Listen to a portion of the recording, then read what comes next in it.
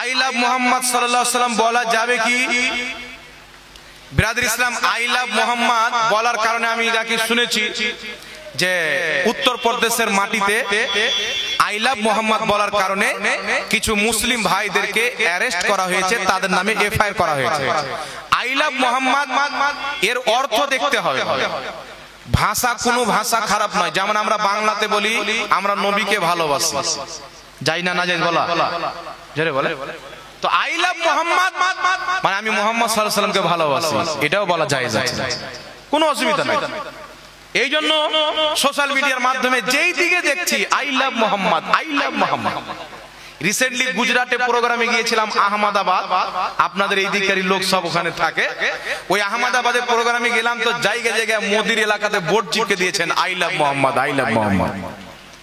অনেক হিন্দু ভাইরাও বলছেন যে আমি আই লাভ মোহাম্মদ বলছি, আমাকে গ্রেফতার করো। এই জন্য আই লাভ মোহাম্মদ বলা 100% জায়েজ, কোনো অসুবিধা নাই। এই জন্য একবার সকলে বলেন আই লাভ মোহাম্মদ সাল্লাল্লাহু আলাইহি ওয়াসাল্লাম। আচ্ছা, নামাজে কেমন করে দাঁড়াতে হবে এটা কিন্তু ছুটে গেছে, একটু বলে দিই।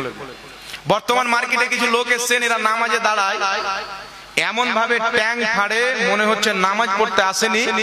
আমার বাপের 10 বিঘা জমি 4 বিঘা কেউ দখল করছে, ওটা ছুটাইতে এসছে, যে এত দূর থেকে পাও দিয়ে দিল যে এত দূর পর্যন্ত আমার বাপের জমি, এখান থেকে তোরা হট। আছে না এরকম নামাজ? এটা নামাজের আদব নয়, এটা নামাজকে অপমান করে। আল্লাহর নবী সাল্লাল্লাহু আলাইহি ওয়াসাল্লাম বলছেন পায়ের সাথে পা মিলিয়ে দাঁড়াও। আর একটি হাদিসে বলছেন পায়ে পা মিলিয়ে ঘাড়ে ঘাড় মিলিয়ে দাঁড়াও। আর একটি হাদিসে নবী বলছেন পায়ে পা মিলিয়ে হাঁটুতে হাঁটু মিলিয়ে ঘাড়ে ঘাড় মিলিয়ে দাঁড়াও। তো ওয়াহাবি ভাইরা কি করলো? পায়ে পা মিলিয়ে দাঁড়াও মানে পাও চড়াও, এই জন্য চড়িয়ে নামাজ পড়ে। তাই নবী বলেছেন ঘাড়ে ঘাড় মিলাও, তাহলে ঘাড়ে ঘাড় চড়াও নাকি? হাঁটুতে হাঁটু মিলাও, তাহলে হাঁটুতে হাঁটু চড়াও। তাহলে ঘাড়ে যদি ঘাড় চড়াইতে যান, তাহলে একটা মুসাল্লিকে পাও পাংখায় বাঁধতে হবে, আর নিচে আর একটা মুসাল্লি হতে হবে, তবে ঘাড়ে ঘাড় চড়বে নাকি বলেন? তো মূর্খ যদি সমাজ হয়ে যায়, তাহলে মূর্খর কোনো এলাজ থাকে না। পায়ে পা মিলিয়ে ঘাড়ে ঘা মিলিয়ে হাঁটুতে হাঁটু মিলিয়ে, এই হাদিসের ব্যাখ্যা বুখারী শরীফের সারা ফাতহুল বারী খুলেন, বুখারী শরীফের সারা উমদাতুল কারী খুলেন, বুখারী শরীফের সারা ইরশাদুস সারি খুলেন, বুখারী শরীফের যত সারা রয়েছে, ব্যাখ্যা রয়েছে, সব কিতাবে রয়েছে যে এর অর্থ নবী মুস্তাফা কাতারকে সুজা করা বুঝিয়েছেন, কোথাও চড়ানো বুঝাই যায়। কথা বুঝতে পারছেন? কাতার সোজা করা বুঝিয়েছেন, পায়ে পা মিলিয়ে হাঁটুতে হাঁটু মিলিয়ে ঘাড়ে ঘাড় মিলিয়ে। এখন কেউ যদি চড়াচড়ি করে, বাবা পায়ে পা মিলাও মানে চড়াও, তাহলে হাঁটুতে হাঁটু মিলাও, তাহলে হাঁটুটাও চড়াবে কি করে? ঘাড়ে ঘাড় মিলাও, তো ঘাড়টা কি করে চাপা চড়াবে? নবীর বলার উদ্দেশ্য হচ্ছে তোমাদের পাও হাঁটু ঘাড় যেন বরাবর হয়ে থাকে, করির দিল্লিতে আর করির পাকিস্তানে যেন না থাকে, এটা হচ্ছে বলার উদ্দেশ্য। কিন্তু দুর্ভাগ্যের বিষয়, কিছু লোক হাদিস বেশি বুঝতে চায়, আব্বা থাকলেও চড়িয়ে দিল, চাচার বয়সে না খালুর বয়সে, কিছু না দেখে পায়ে পা চড়িয়ে দিল। আছে না নাই বাবা? এরকম নামাজি আছে কি নাই? মনে রাখবেন রাসূল পাক বলেছেন, তোমার চলতে চলতে যদি কোনো মুসলমান ভাই বা বাবার দেহে বা পায়ে বা কোনো অংশতে তোমার পাও লেগে যায়, আল্লাহর হাবিব বলছেন তাকে তুমি সালাম করো। এই জোরে বলেন কি করো? সালাম করো, কারণ এটা বেয়াদবি।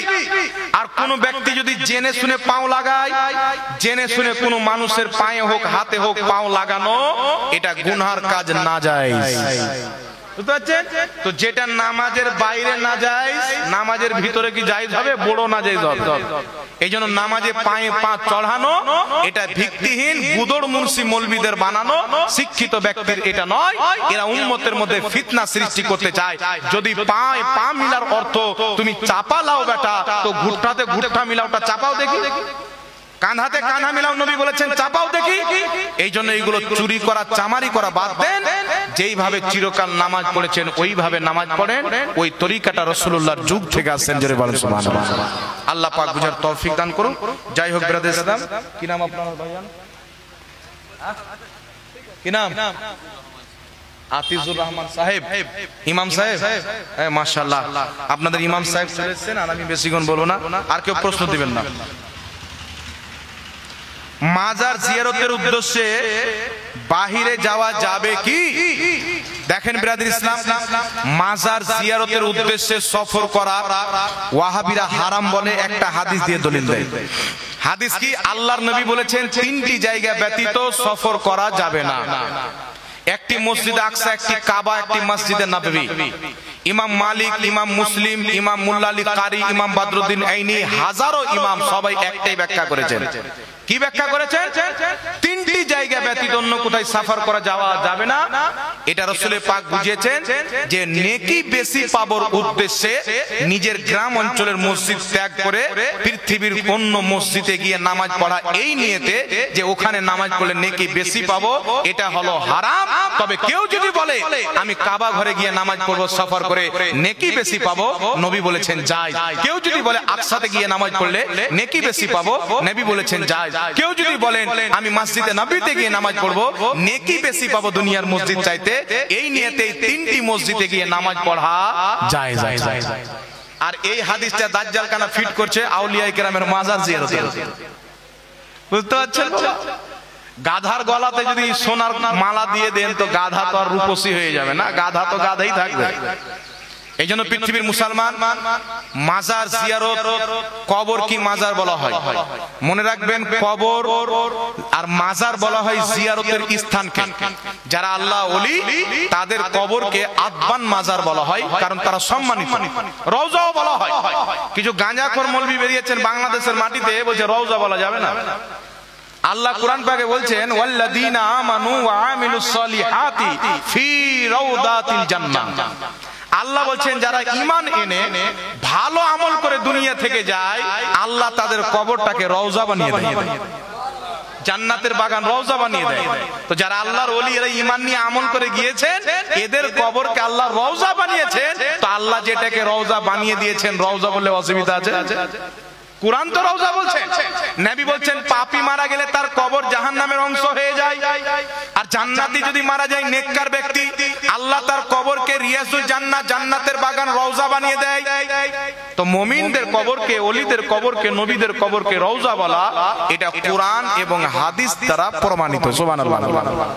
এবার কথাটা শুনেন, মাজার জিয়ারতের উদ্দেশ্যে বের হওয়া যাবে কিনা? মুসান্নাফে আব্দুর রাজ্জাকের মধ্যে হাদিস লিপিবদ্ধ রয়েছে, আমার নবী প্রত্যেক বছরের শুরুতে উহুদের শহীদগণের মাজার জিয়ারত করতে যেতেন। নবী পাকের ইন্তিকালের পর আবু বকর সিদ্দিক, উমর ফারুকও যেতেন। আবু দাউদ শরীফের মধ্যে সহিহ সনদে হাদিস আছেন, আলবানীও সহিহ বলেছেন। সাহাবায়ে কেরাম বলছেন যে আমরা সবাই রাসূল পাক সাল্লাল্লাহু আলাইহি সাল্লামের সঙ্গে উহুদের শহীদগণের মাজার জিয়ারতের উদ্দেশ্যে বের হলাম। আমরা সব সাহাবী দলবদ্ধভাবে নবীর সঙ্গে একত্রিত হয়ে নবী শত শত সাহাবীকে সঙ্গে করে নিয়ে উহুদের শহীদের মাজার জিয়ারত করতে যেতেন। জোরে বল সুবহানাল্লাহ। মুসান্নাফে আব্দুর রাজ্জাকের মধ্যে হাদিস, হযরতে আব্দুল্লাহ ইবনে উমর রাদিয়াল্লাহু তাআলা আনহু যখনই কোনো কাজে বা কোনো বাইরে লড়াইয়ে জিততে যেতেন, সর্বপ্রথম নবীর রওজা আগে যেতেন, সফর করে জিয়ারত করতেন, দোয়া করতেন, তারপর তিনি নিজের উদ্দেশ্যে বের হতেন। সুবহানাল্লাহ। এইজন্য নবী সফর করে জিয়ারত করতে গিয়েছেন, জিয়ারতের উদ্দেশ্যে বাড়ি থেকে বেরিয়েছেন, সাহাবাকে সঙ্গে করে গিয়েছেন।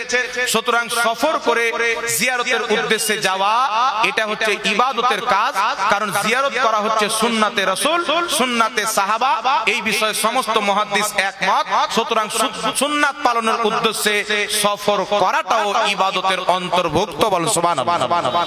যেমন কোন ব্যক্তি, রাসূল পাক সাল্লাল্লাহু আলাইহি সাল্লাম বলেছেন, যেই ব্যক্তি জ্ঞানের সন্ধানে বের হয় সেই ব্যক্তি আল্লাহর পথে বের হয়।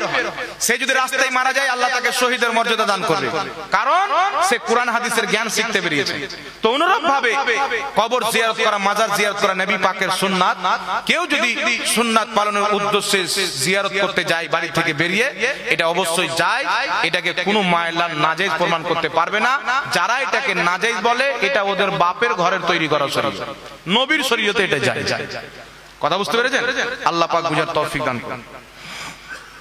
আরো আছে নাকি ভাই? আহলে হাদিসরা মানে না সম্মিলিত কি দোয়া করা যাবে না। তো আহলে হাদিস কি ইসলাম মানে? ইসলাম মানে লিখতো যে আল্লাহ মিথ্যা বলতে পারে। ওরা যদি ইসলাম মানতো তো বলতো যে নবী মরে মাটির সাথে মিশে গেছে। আমার নবী হযরতে আলীর মাকে দাফন করার পর মাজমুজ জাওয়াইদের সহিহ হাদিস, নবী দোয়া করেছিলেন আর বলেছিলেন, আল্লাহ বিহাক্কে নবিয়িকা ওয়াল আম্বিয়া আল্লাযিনা মিন ক্বাবলি, তুমি আমার দোয়া কবুল করো তোমার নবী আমি মুহাম্মদ সাল্লাল্লাহু আলাইহি ওয়াসাল্লামের ওসিলায় আর পূর্বের সমস্ত নবীর ওসিলায়। নবী ওসিলায় দোয়া করেছেন আর আহলে হাদিসের নিকটে ওসিলায় দোয়া করা শিরক। তাহলে তারা ইসলাম মানে? যারা নবী দোয়া করেছেন, নবীর হাদিস মানবে, তাদের জন্য ফরজ নামাজের পর দোয়া করা যায়। আর যারা ইবনে আব্দুল ওয়াহাব নজদির দ্বীনকে মানবে তারা দোয়া করবেন না।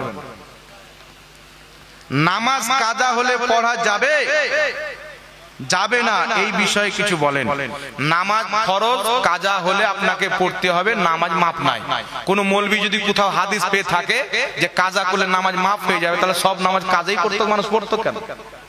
যত নামাজ কাজা করেছেন সমস্ত নামাজ আপনার প্রতি ফরজ আছে, নামাজ কোনো হালে মাফ নাই।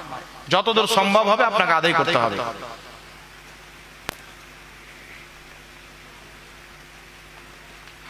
আচ্ছা, প্রশ্ন হয়ে গেছে। যাক বাবা, আমি এখান থেকে বিদায় নিচ্ছি। অনেক কষ্টের সহিত যতটুকু পারলাম আলোচনা করলাম। আল্লাহ পাক সকলকে বুঝার তৌফিক দান করুক। একবার দাঁড়িয়ে সালাতু সালাম পাঠ করলেন। ইয়া নবী সালাম আলাইকা, ইয়া রাসূল সালাম আলাইকা, ইয়া হাবিব সালাম আলাইকা, সালাওয়াতুল্লাহ আলাইকা।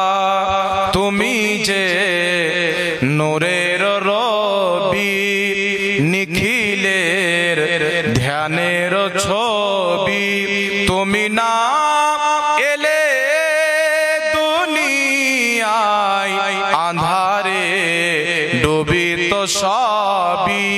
ইয়া নবী সালাম আলাইকা, ইয়া রাসূল সালাম।